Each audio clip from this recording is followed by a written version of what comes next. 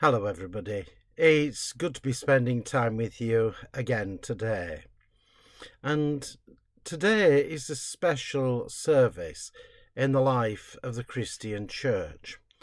We refer to it as Christ the King Sunday.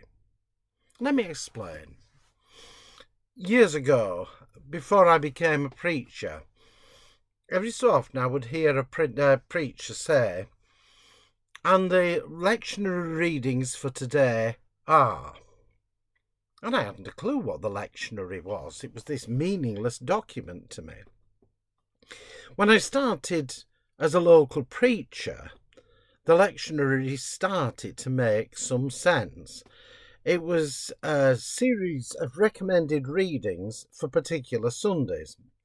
And through seasons like Advent and Lent and times like that, and times where we have significant Sundays, the lectionary played a part. But when I became a minister, somebody said to me, the lectionary will become your friend when you are preaching every single Sunday. And in some respects, it's taken on a new meaning to me. The lectionary is a series of readings for each Sunday throughout the year. And in terms of the lectionary, the year begins at the beginning of Advent. And that's a logical place to start when you think about it, because we start on the first Sunday of Advent as we start to prepare for the coming of Christ into the world, or the incarnation, as we sometimes call it. God's presence as a human being. And the story begins with the preparation and goes right through the Christmas story and through to Epiphany. And then it develops along until we get to Lent and the preparation again for Easter.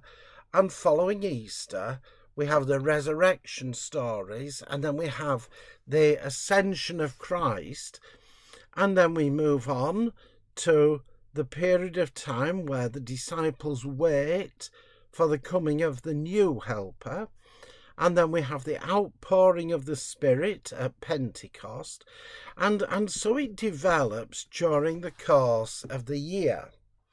And as we go through the year, we revisit familiar places, familiar stories. We go through looking at the sayings of Jesus some years, the I am sayings. We go through hearing the parables and the miracles. And it leads us up to this Sunday.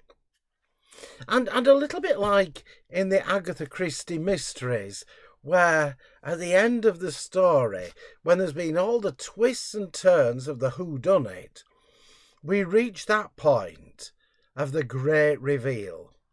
This is the person. At the beginning of this century, the BBC ran a programme called The Son of God. It was quite a fascinating programme of its time, and I became obsessed with it because what they did through modern cinematography, they managed to recreate what Jerusalem would have looked like in the time of Jesus, what the temple would have looked like. And suddenly I found myself watching it, and Bible stories absolutely came alive for me because I was looking at the things that Jesus would have seen.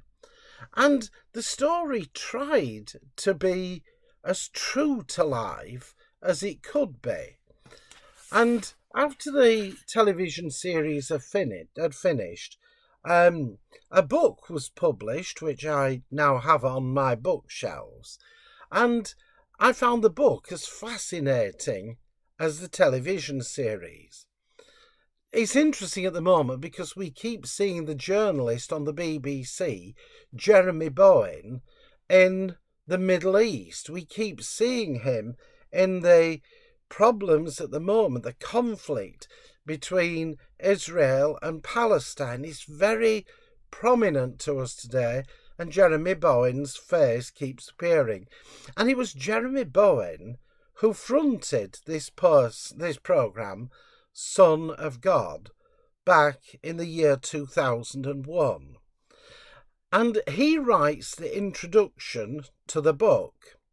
And as he writes the introduction, he explains that he isn't a man of faith, and yet he's working in a place where faith is far more prominent than it is here in the Western world.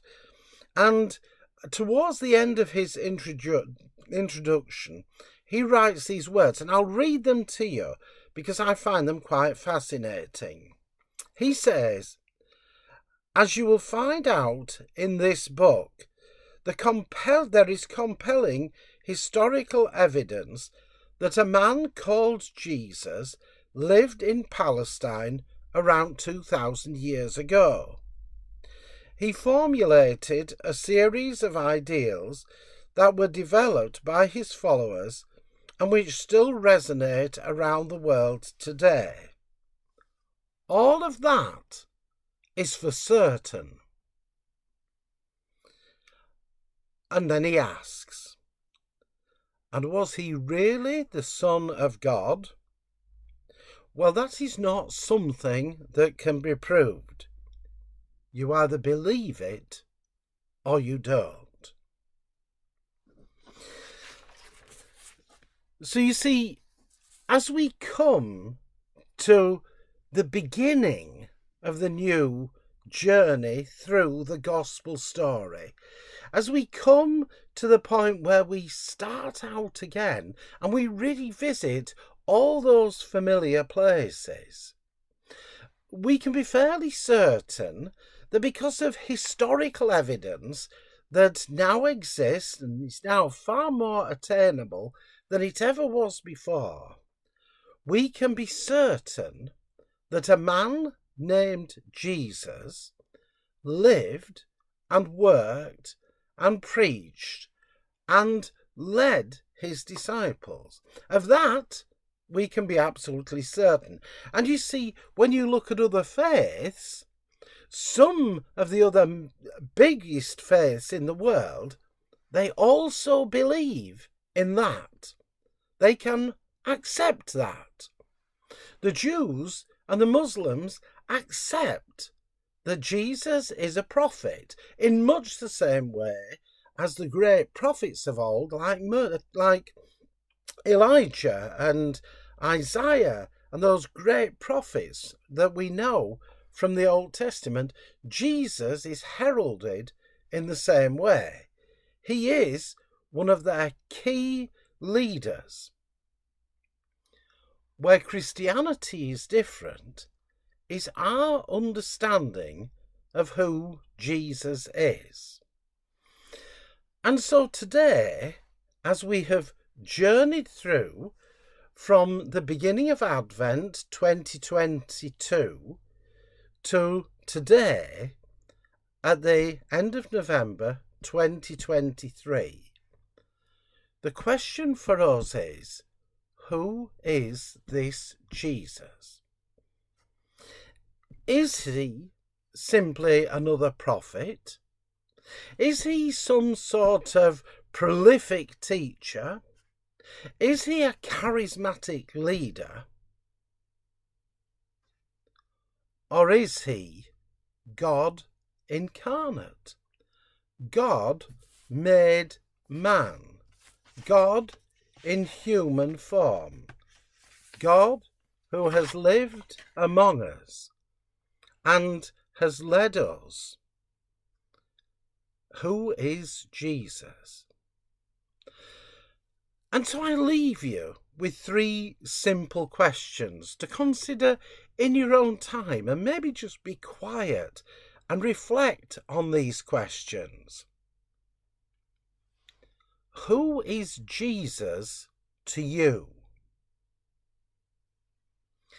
Is he simply some sort of huge charismatic historical figure? Or is he God? And reflect back maybe to some of the sermons that you've either read or listened to. Maybe reflect on some of the Bible reading that you have done during the last year. And ask yourself, from the teaching of Jesus, which parts of his ministry are the most important for you? And then thirdly, and I think this is possibly the most important question of all, I want to ask you, how does any of this influence the way you live your life? The decision you make? The way that you treat other people? How does any of this make a difference to you? It is my belief on this Sunday that the Jesus we have read about, the Jesus that we have come to know more about, for me, I am still confident to claim that Christ is the Messiah, Jesus is the Christ, and he is the living form of God. Christ is King, and we worship him. Amen.